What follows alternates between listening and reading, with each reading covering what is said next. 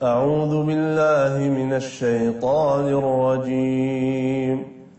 يا أيها الذين آمنوا إن تطيعوا الذين كفروا يردوكم على أعقابكم فتنقلبوا خاسرين. بل الله مولاكم وهو خير الناصرين. سنلقي في قلوب الذين كفروا الرعب بما أشركوا بالله ما لم ينزل به سلطانا ومأواهم النار وبئس مثوى الظالمين. ولقد صدقكم الله وعده إذ تحسونهم بإذنه حتى إذا فشلتم وتنازعتم في الأمر وعصيتم من بعد ما أراكم ما تحبون منكم من يريد الدنيا ومنكم من يريد الآخرة ثم صرفكم عنهم ليبتليكم ولقد عفا عنكم والله ذو فضل على المؤمنين. صدق الله العظيم. Bismillahirrahmanirrahim. Assalamualaikum warahmatullahi wabarakatuh. Dalam perjalanan saya pribadi ya pemirsa, membangun keyakinan, semua adalah izin Allah Subhanahu wa taala ya. Semua adalah bimbingan Allah, karunia Allah. Kalau tidak Allah bimbing saya, mungkin tidak akan juga terbangun keyakinan itu gitu. Tapi ada sesuatu yang saya kemudian jadikan kedisiplinan dalam upaya membuat diri saya menjadi orang yang yakin. Apa? Jangan ngelihat kemampuan diri saya, jangan ngelihat keadaan diri saya, tapi lihatlah Allah Subhanahu wa taala.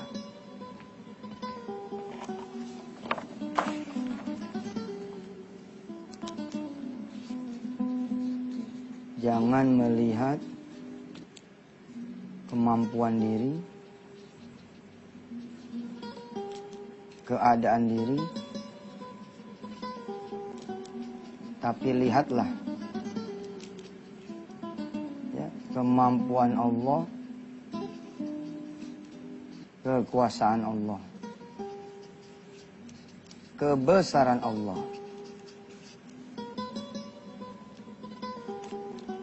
Kan kalau nanya sama otak yang lagi lemah ya, fisik lagi kacau, hati lagi jedak jeduk, terus kita itu tuh payah gitu. Apalagi kalau kemudian ketemu teman gitu, temen kan kadang-kadang suka ngejatoin gitu juga gitu. Coba ente bayangin kalau ada orang lagi terkapar di rumah sakit udah 6 bulan nggak pulang-pulang, tiba-tiba ada orang mulutnya lemes banget. Ji, yang kayak begini kemarin udah ada yang mati duluan. Kira-kira kita yang aduh Masya Allah, ampun. Tapi kalau yang datang membesarkan diri ya kan, Insya Allah Ji, Insya Allah. Ada teman aneh kok tuh, apa ya, dia yakin sama kebesaran Allah gitu. Ketika dia dinyatakan kanker payudara gitu, terus dia menganggap kanker tuh nggak ada. Nggak ada juga gitu, ternyata 2 bulan dia nggak, kemudian periksa nggak apa, nggak ada itu kankernya. Kita kan denger tuh jadi wah gitu, senang gitu. Nah saya alhamdulillah gitu ya, dikelilingi sama orang-orang yang positif gitu. Pada suatu saat ya saya jadi deluser. Saya nelpon ke teman saya namanya Ruri. Mudah-mudahan beliau melihat posisi beliau saat ini. Saya tidak tahu ada di mana, mudah-mudahan beliau melihat ini dan beliau mau menghubungi saya gitu. Saya termasuk orang yang nggak peduli ya, orang nganggap gimana terhadap seseorang, karena dulu saya pengen gitu dianggap positif gitu. Orang nganggap saya gimana gitu zaman dulu. Wah pokoknya mah Yusuf Mansur mah troublemaker dah zaman dulu gitu. Lalu saya butuh ada orang yang percaya kalau saya bukan troublemaker. Ya. Masa saya disebut troublemaker? Yang benar aja. Yang benar adalah trouble.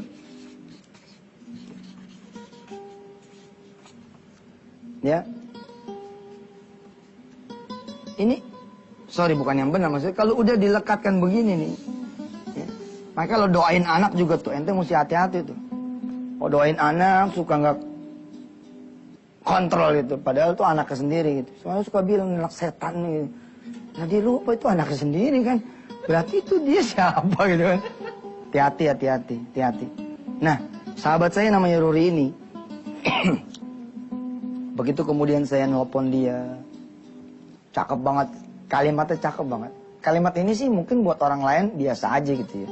Tapi buat saya saat itu. Saya tulis tuh di buku Kun Fayakun saya tuh. Ya, saya atas izin Allah nulis buku Kun Fayakun itu. Apa kata Ruri? Tat, ente tuh beton, bukan kayu. Kalau cuman kemudian disenderin sama beban kayak segitu mah, harusnya belum bikin ente jadi goyang. Bangun Tat, bangun. Tatap masa depan.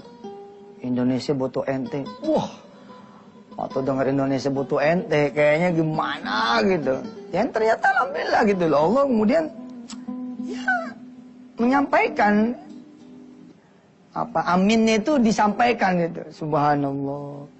Nih, kalau ngelihat keadaan diri sendiri payah saya. Lalu yang saya lihat apa? Yang saya lihat Allah aja udah. Dan saya emang diajarin tuh. Apa kata guru-guru kearifan itu ya? Coba lihat air hujan tuh. Yang bisa menurunkan air hujan itulah yang bisa menurunkan rahmat buat kamu. Yang bisa menurunkan air hujan itulah yang bisa menurunkan pertolongan buat kamu. Apa sih yang lebih sulit buat Allah? Menurunkan air hujan atau menolong kamu? Dahsyat itu. Saudara, sebelum tutup segmen ini, saudara buka surah An-Nahl ayat 65. A'udzubillahi minasyaitonirrajim. Wallahu anzala minas samaa'i maa'a fa ahya bihil arda ba'da mautiha inna fi dzalika laayatan liqaumin yasma'un. Segmen 2 dan segmen 3 saya akan bacakan surah An-Nahl ayat-ayat yang berikutnya insyaallah. Jangan kemana-mana.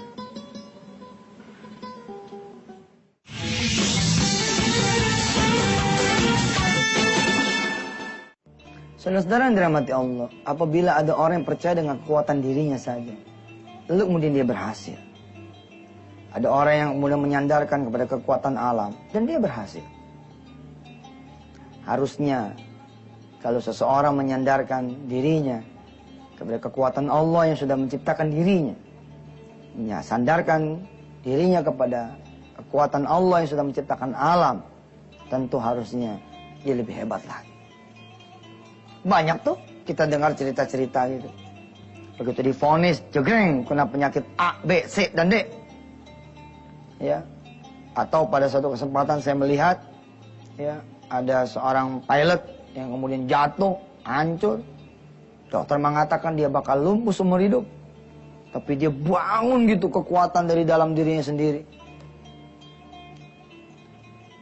Dia bahkan ngelingkerin gitu satu tanggal, yang mana tanggal itu dia yakinkan dirinya akan keluar dari rumah sakit dalam keadaan berjalan. Dan sungguh-sungguh itu terjadi. Lalu bagaimana kemudian orang-orang yang memupuk keyakinan itu dengan doa, dengan sholat malam. Kadang saya nggak habis pikir. Kalau kemudian keyakinan kita melemah. Coba ya, saya kasih sesuatu. Perhatikan saudara.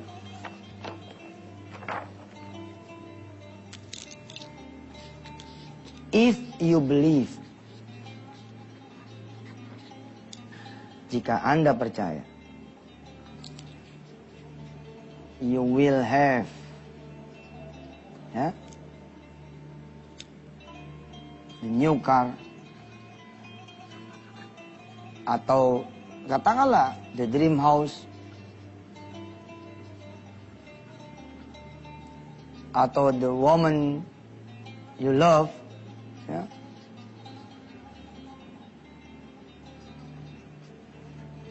maka ini semua akan mendatangi Anda.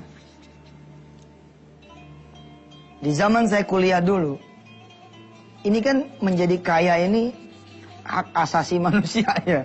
Semua orang pengen kaya gitu. Hah? Jarang juga kalau ada orang ditanya cita-citanya. Ya. Ente mau jadi apa? Ane mau jadi orang miskin aja lah. Pada saat saya kuliah dulu gitu, ada teman saya datang nih ke kosan. Woi, ada pelatihan nih. Bikin kita jadi orang kaya. Bikin kita jadi orang sukses. Bikin kita jadi orang yang maju. Nggak taunya dia prospek saya sebagai orang multi level. Tapi fine lah, saya ikut dia. Saya pikir nggak ada salahnya saya belajar. Ya. Lalu kemudian duduklah saya di tengah-tengah training. Apa kata si mentornya ini? Kata si motivator, kata si trainer. Tulis impian Anda di 7 tempat yang berbeda.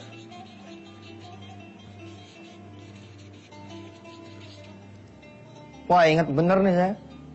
Tulis impian Anda di 7 tempat yang berbeda. Lalu letakkan di tempat-tempat yang sekiranya Anda hidup bersama impian Anda ini. Dia contohin nih zaman dulu nih, Kijang. Mobil nih saudara. Anda pengen Kijang, tulis tuh Kijang. Terus tempel di mana? Ini tempat tidur saudara, tempel di tembok kanan. Ini. Terus apa kata dia? Jadi kalau situ balik kanan, ngelihat tuh Kijang gitu. Oh, gitu maksudnya. Terus taruh lagi di mana?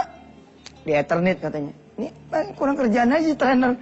Kita jadi orang blow on semua nih. 7 tempat, 1 tembok kanan, 2 di Ethernet, 3 di pintu apa dah? Pintu kamar, 4 di lemari kaca gitu, lemari pakaian, di lemari depan sama pintu dalam, terus kemudian kamar mandi, pintu depan, pokoknya 7 tempat itu. Sehingga kata si trainer ini, setiap kalian semua itu kemanapun melangkah di dalam rumah saudara, rumah kalian, maka ketemu akan impian-impian Anda ini. Jika Anda percaya 1 bulan, 1 bulan ini akan terjadi. Anda 2 bulan, 2 bulan ini akan terjadi. 3 bulan, 3 bulan ini akan terjadi. Semua di ruangan itu terbakar semua, kecuali saya. Mungkin ya. Saya mah cuma mikir begini. Hebat kali saya bilang ya. Ya. Terus saya bercanda tuh sama teman-teman yang pada, ya ini cerita ya. Sama teman yang pada ngumpul nih. Lo tau nggak kalau kita ngelaksanin ini semua? Insya Allah nih, kita bakal jadi. Jadi gila gue bilang. Tidur, kijang. Kijang. Mandi sambil ngosek-ngosek kijang. Gitu. Terus yang disebut kijang terus. Jadi ibadah nggak? Nggak jadi ibadah saya bilang. Dari dulu saya udah ngomong, nggak bakal jadi ibadah. Saya bukan nolak, saya bilang. Saya percaya. Tapi tolong, ini disandarkan kepada Allah Subhanahu wa Ta'ala. Kenapa 7 tempat yang berbeda ini tidak kita terjemahkan menjadi 5 sholat waktu? 5 waktu sholat. Kemudian ditambah 1 tahajud, ditambah dengan 1 duha. Kenapa ketika kemudian saya bilang, mana motor ente sini? Saya motor ente. Insya Allah ente bakal dapat mobil dah. Terus dia bilang, mana? Dari mana? Aduh, saya bilang, yang gak pakai sedekah aja jadi, Ji. Yang gak pakai sedekah jadi. Lo percaya gak 6 bulan lo bakal dapat mobil? Lo kenapa yang pada sedekah motor jadi pada gak percaya? Terus saya bilang lagi, lo bawa dong. Lo sholat malam, ambil tuh brosur motor, brosur mobil ambil, lo taruh di atas sejadah. Lo sholat malam di situ, insya Allah gak khusyuk, mana biru, mana merah.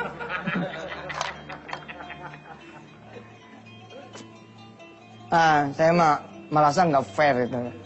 Masa keyakinan terhadap diri sendiri saja, saudara. Dan masya Allahnya ya, saya percaya gitu loh bahwa Allah ini memang skema apa namanya qadarullahnya ini luar biasa. Allah suntik yang begini ini pada alamnya. Allah suntik, diinjek kemudian cang. Gitu. Sebagai apa? Sebagai ujian buat orang yang beriman, bos. Sebagai ujian. Apakah dia kemudian yakinnya bahwa pikiran yang menjadi Tuhannya, alam yang menjadi Tuhannya, atau Allah yang kemudian mengizinkannya? Ini masalah lain. Cacatnya di sini doang nih. Pelaku belief ini menurut saya cacatnya di sini aja tuh. Ya. Dan saya tidak merekomendasi saudara kemudian sampai di tahapan ini tok. Nah, tapi terusin satu di sini, hasbunallahnya, wa ni'mal wakil, nikmal maulanya, wa ni'man nasir, la haulanya, wala quwwata illa billahil aliyil azim. Silakan yang mau lewat-lewat dulu.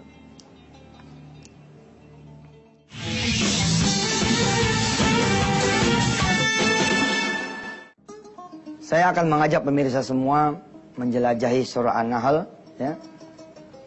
Kita akan baca beberapa ayat senyampainya dari mulai ayat lanjutan yang tadi, ya, ini 66, ya. Silakan saudara lihat terjemahannya atau saudara buka Quran yang ada di tangan saudara. A'udzubillahi minasyaitonirrajim. Wa inna lakum fil an'amil 'ibrah نسقيكم مما في بطونه من بين فرث ودم لبنا خالصا سائغا للشاربين ومن ثمرات النخيل والأعناب تتخذون منه سكرا ورزقا حسنا إن في ذلك لآية لقوم يعقلون وأوحى ربك إلى النحل أن اتخذي من الجبال بيوتا ومن الشجر ومما يعرشون ثم كلي من كل الثمرات فاسلكي سبل ربك ذللا يخرج من بطونها شراب مختلف ألوانه فيه شفاء للناس إن في ذلك لآية لقوم يتفكرون والله خلقكم ثم يتوفاكم ومنكم من يرد إلى أرذل العمر لكي لا يعلم بعد علم شيئا إن الله عليم قدير Sadaqallahul azim. Nanti saudara terusin ya dari ayat 70 ya sampai selesai lah. Saudara, saya ingin menutup kajian kali ini bahwa kalau saudara sering melihat ketidakmampuan saudara dan saudara tidak rajin melihat kemampuan Allah, saudara lebih memilih ketidakberdayaan saudara, dan saudara tidak melirik kekuasaan Allah, saudara akan semakin payah. Timbul badan pada sakit, pikiran jadi makin mumet. Saya mencoba gitu melatih tuh, dengan saya bersentuhan dengan kekuasaan Allah. Tadi kan udah dibaca tentang ada lebah, ada ternak. Saya betul-betul merhatiin itu. Saya sampai pernah ya pemirsa, saya pinjam mobil saya punya abang saya gitu, abang-abangan saya. Saya parkir di tengah lapangan di malam hari, terus saya tidur di atas kapnya. Itu saya begini tuh, saat gitu, terus kemudian rebah di atas saya punya abang tuh mobil itu. Terus saya liatin langit, terus saya liatin bulan, ya. Terus pecinya begini nih, nah gitu tuh. Oh, cakep banget tuh kayaknya udah mantep udah. Saya lihat gitu, segini kayanya Allah, saya bilang, masa buat melunasin utang saya nggak bisa. Terus timbul gitu semangat, saya lihat nih Allah gitu. Oh ya Rabbi. Terus pagi-pagi itu matahari pas udah mulai naik gitu, terus tangan saya naikin begini, lama gitu sampai anget gitu. Terus saya tulis itu di atas saya punya kertas, waktu itu belum ada notebook misalnya, belum ada laptop, saya tulis. Saya dialog sama diri saya, Sof, kalau kamu masih merasakan hangatnya matahari, itu tandanya kamu masih hidup. Kalau kamu masih hidup, itu tandanya kamu masih bisa mengubah apa yang kamu mau ubah. Nah, di sini bedanya saya sama yang lain berusaha gitu. Bersama Allah. Ente yang pada susah, lihat yang begitu-gitu dah. Lihat begitu-gitu. Tungguin tuh kalau jam 5 pagi, tungguin tuh. Begitu turun dari masjid gitu ya. Kemudian rebahan, lihat perubahan langit tuh. Kalau langit aja bisa dirubah gitu. Masa sih hidup kita nggak bisa dirubah? Catatan, asal di rumahnya bersama Allah. Kita berdoa dengan satu doa yang insya Allah Allah kasih kita kebahagiaan dunia dan akhirat. Aminkan, aminkan, aminkan. Bismillahirrahmanirrahim. Allahumma salli ala sayyidina Muhammad wa ala ali sayyidina Muhammad. Rabbana atina fid dunya hasanah wa fil akhirati hasanah wa qina adzabannar. Alhamdulillahirabbil alamin. Selamat bersedekah di hari Jumat ini. Selamat juga berselawat. Jangan lupa baca suratul Kahfi. Insyaallah mudah-mudahan Allah turunkan begitu banyak keberkahan di Sayyidul Ayam ini. Sampai ketemu lagi. Wassalamualaikum warahmatullahi wabarakatuh.